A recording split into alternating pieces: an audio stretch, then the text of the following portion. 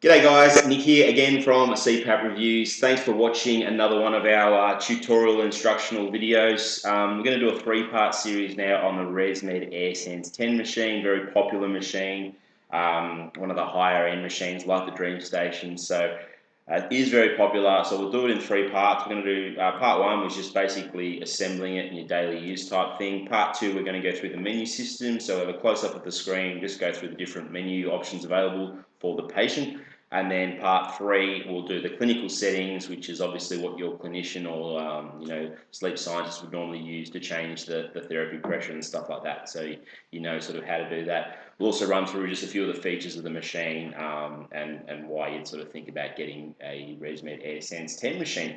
So without further ado, let's get our teeth stuck in and have a bit of a look-see. I'll show you what the machine what the package comes with normally when you get it, and that way you sort of have an idea when you open the box what to expect.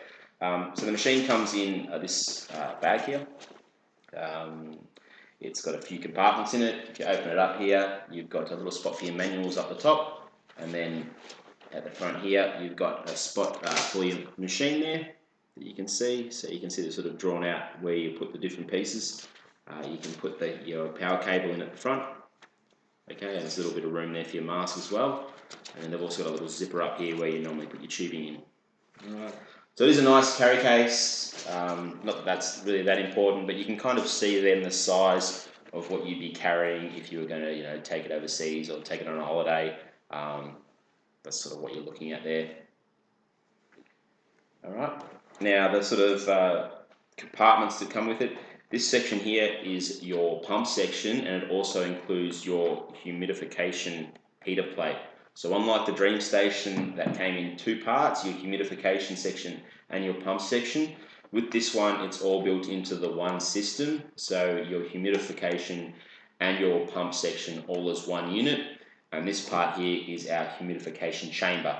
Okay, and all we do with that is we're going to fill it up with distilled water. To do so, there's a little latch on the front there, and we can just open that up. It sort of opens up, and you can see as well there is a little max level. So we get our distilled water and we just tip it into the top there, up to the sort of the max level. We push that back down till it clicks, and then it's just a matter of just sliding it in like so. The next step is, well, I should have probably connected the power supply earlier, but it's already connected. You can sort of figure that out. I will just show you the block that it does come with. So that's the size of the block. It's a little bit smaller than the DreamStation block. I do have that here, so I'll show you that in comparison. So there's your DreamStation block. Not a whole lot different, but a little bit smaller. So we've got our power supply connected, our distilled water in. Here's our climate line tubing that it comes with. So this is heated tubing. It's got the copper coil that runs through there, little humidity sensor in there. You can see it's got sort of two different ends. The nice little round one there is going to go to your mask. The other one with the sort of little clips and stuff, it's pretty straightforward. We just push it in at the back. It can only really go in one way. And that you can see sort of turns at the back. So it's sort of, as you roll, that will move with you. And then our other end is going to go to our mask. Once we've sort of got it set up like this, we've got our water in, you can set this machine up to have smart start. So you put your mask on, start breathing, and it will just start up automatically. Otherwise, if you don't want that, you can just press the start stop button on the top there. The machine will start up and away you go.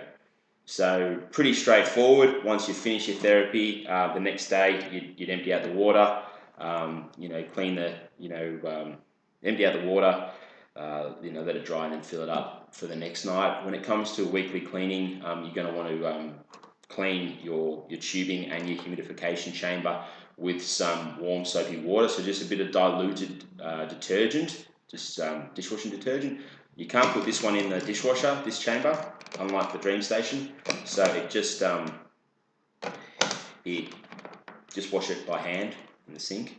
And with this tubing here as well, just put a little bit of detergent in, mild soapy detergent, thumb in either end, swish it around.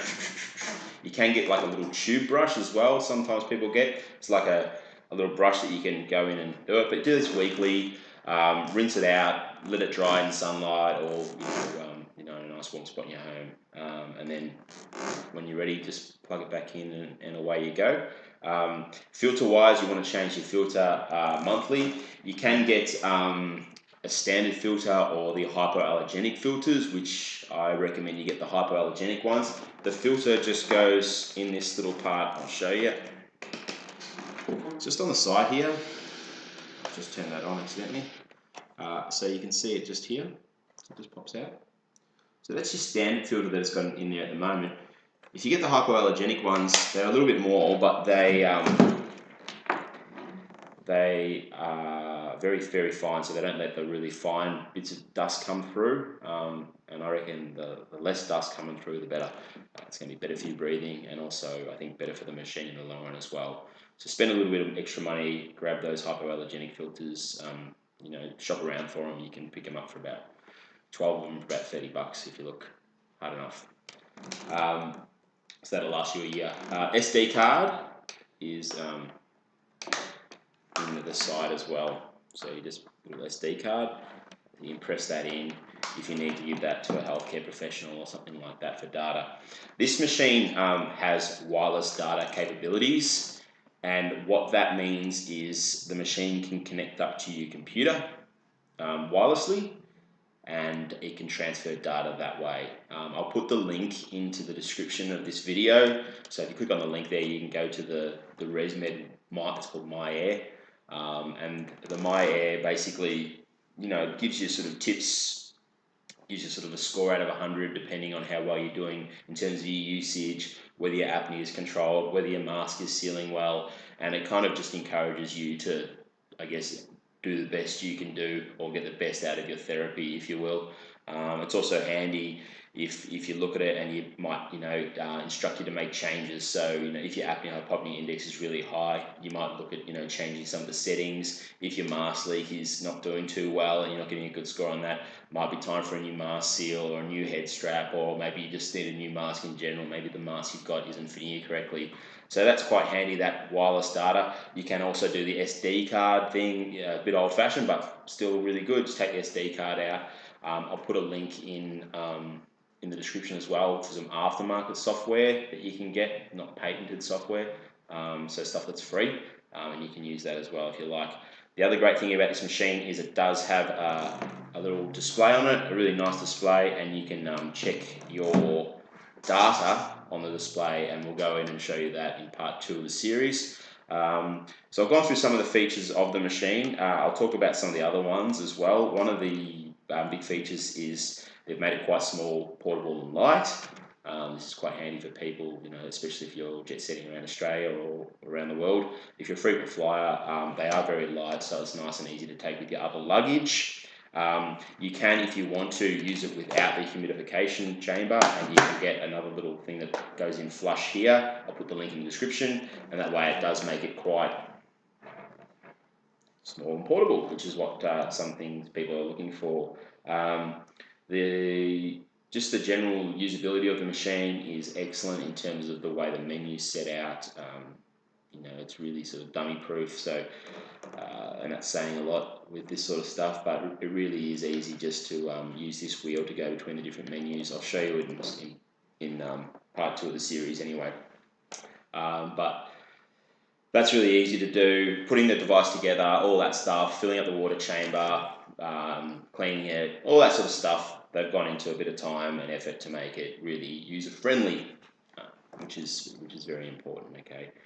I've got a few other things here. It has an auto ramp function, similar to some of the other machines. So if you are on a fixed pressure machine, you've got a fixed pressure of say 10, instead of the old-fashioned ramp that used to go, you know, 4, 5, 6, 7, 8, 9, 10 over 30 minutes, the auto ramp will basically just stay at a low pressure till you fall asleep, and then the machine will kick into gear and deliver the pressure. So it basically means that, you know, if you take longer to go to sleep one night, it's still going to stay at a nice low pressure, and then as soon as you go, boom, automatic ramp. It's sort of the way the future's going.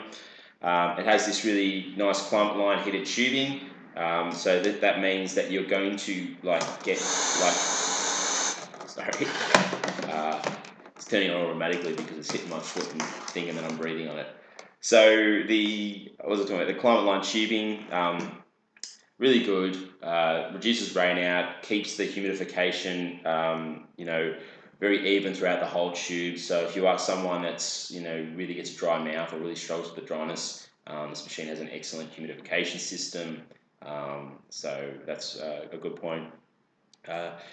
ResMed are renowned for having really, really good algorithms for their auto event detection. So what that basically means is every manufacturer has their own way of determining what's apnea, what's central apnea, what's hypopneas, and the way that it adjusts the pressure through the night. We're talking automatic algorithms here, and ResMed have a lot of people believe that ResMed has one of the best auto algorithms that's out there. So it means that when you're having apnea, the machine's very good at picking that up and adjusting the pressure accordingly and making sure that you have the lowest apnea-hypopnea index possible. I talked about the Smart Start feature, which is basically automatic on, automatic off. Most machines that have that these days. The wireless data transmission, it's handy.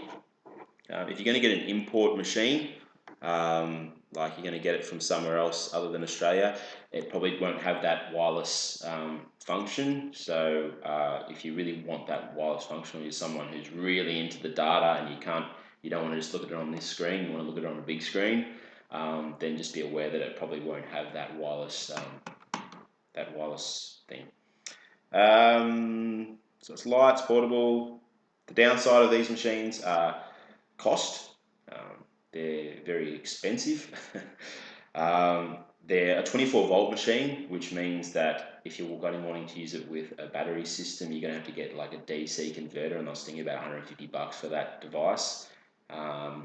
So unlike the Philips, which is a 12-volt machine, you can just get a DC cable for about $60. So that's a downside of it. ResMed parts are really expensive as well. So if you're someone who's on a budget and doesn't want to spend a whole lot of money, if your dog came and bit this tube, you'd probably be up for over $100 and stuff like that. So they do have expensive parts as well for their devices. What else? That's probably about it, really, for the negatives. I'll probably leave it at that today. So thanks for watching. If you're keen to learn a bit more, jump on over to part 2 of the series where I'll go through the actual menu, so the screen, so you can check that out. You can just click up here on the right hand side. I'll put a link to some other useful information up on the left hand side, and you can also subscribe by clicking up the left hand side. Check out the description for all the other links that I was talking about. But thanks for watching again. We're really enjoying having everyone watch our videos and subscribe to the channel. So cheers to you. Good on you.